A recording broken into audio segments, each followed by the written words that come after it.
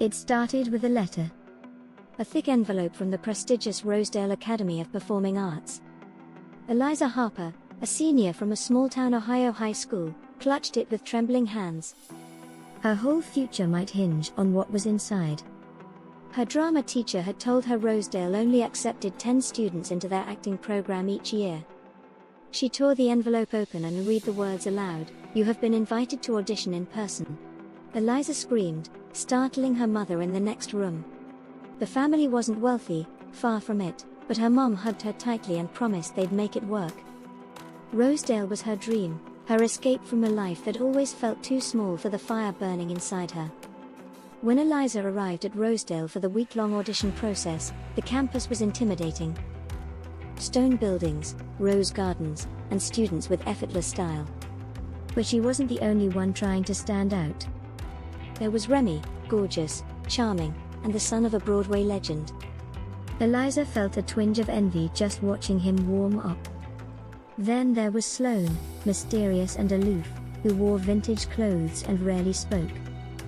Nora, who Eliza roomed with, had an intense need to prove herself, hiding how wealthy her family was behind a layer of perfectionism. And finally, Milo, goofy and affable, who claimed to have no interest in winning but showed flashes of serious talent. Day 1 was introductions and warm-up games. But beneath the surface, the competition already simmered.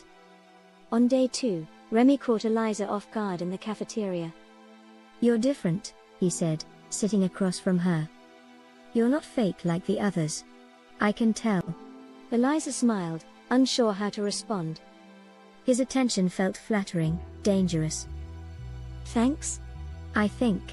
Later that evening, she overheard a hushed argument behind the theater, Nora and Sloane.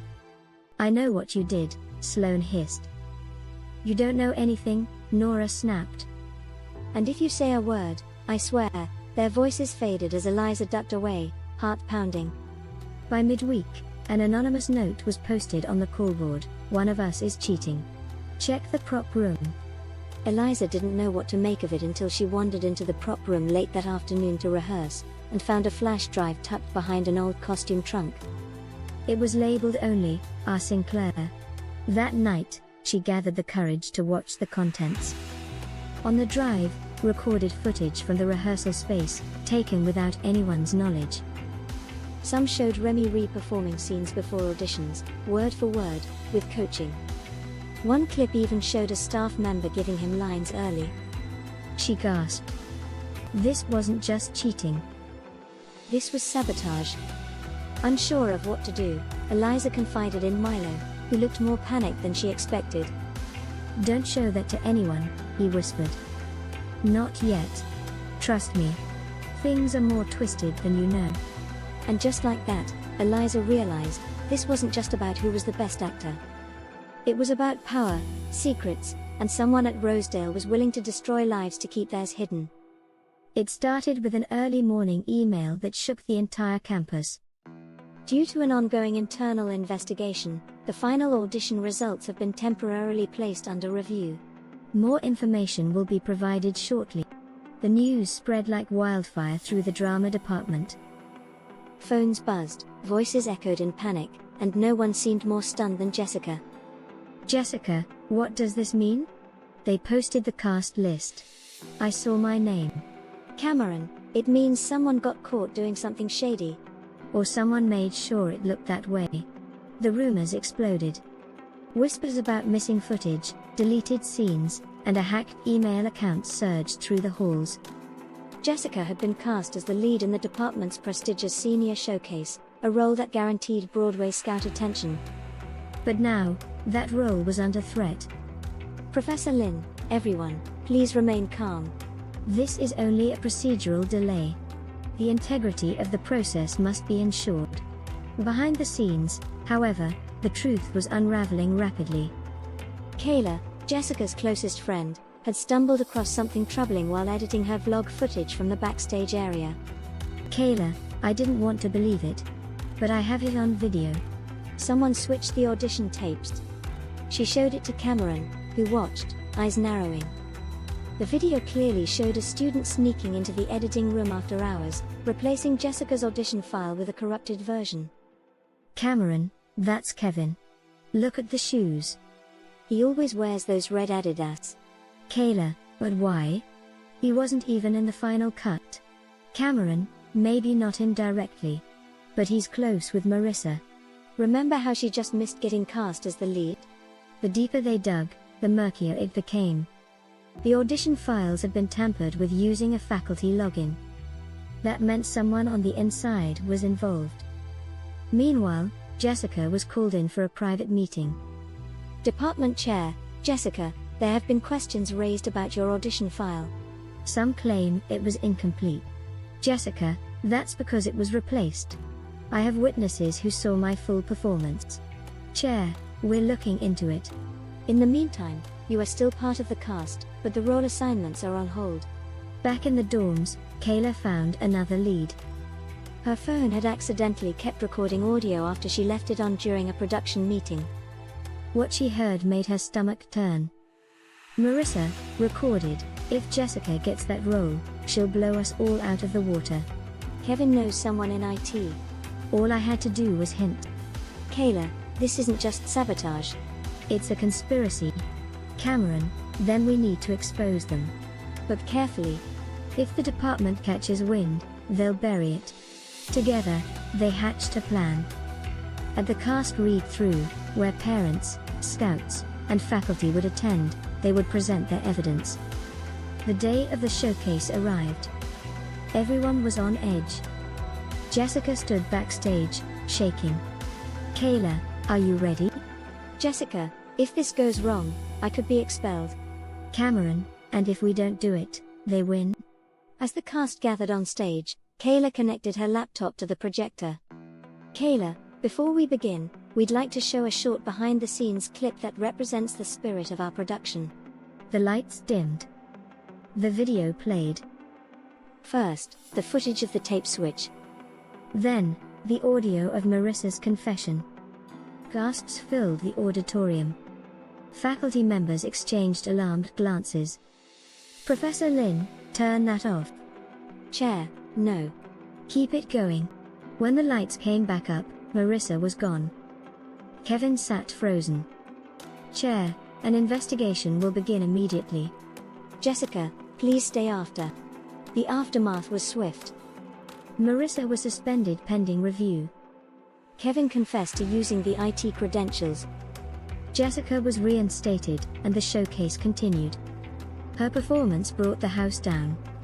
But the trust among the students was fractured. And as Kayla whispered to Cameron afterward, I have a feeling this won't be the last secret this department tries to bury. Jessica exhaled as the curtain fell. Justice, for now, had been served. But the spotlight had a way of exposing far more than anyone ever intended. The studio lights were unforgiving. Harsh. Blinding. The air inside the final callback room was thick with nerves and the weight of ambition. 5 finalists stood on the stage, facing the long table where the selection committee sat, their expressions unreadable. Among the finalists stood the last standing sparks of our tangled story, Rachel, Lily, Marcus, Jordan, and Mr. Crane, who now hovered awkwardly as an observer after being demoted from judge to silent witness following the ethics complaint. Rachel could feel her heartbeat in her throat. She had made it this far, despite sabotage, emotional warfare, and the public unraveling of secrets that were never meant to see daylight. Lily stood beside her, more composed, but no less rattled. Jordan scanned the faces of the judges like he was trying to read their minds, while Marcus tapped his heel nervously against the floor. The lead judge cleared her throat. We'll begin the individual performances. Rachel, you're first. As Rachel stepped forward, a piercing ringtone sliced through the air. One of the assistant directors sprinted from the side stage to whisper urgently into the judge's ear. The judge's expression shifted from surprise to concern. She stood. I'm sorry, she announced. There has been a development we need to address immediately. Gasps swept the room. Outside the callback room, chaos erupted. News vans had descended on the Arts Academy. An anonymous whistleblower had uploaded a file to the internet, evidence of manipulated audition scores, private emails between committee members, and most damning of all, a recorded phone call between Mr. Crane and Jordan.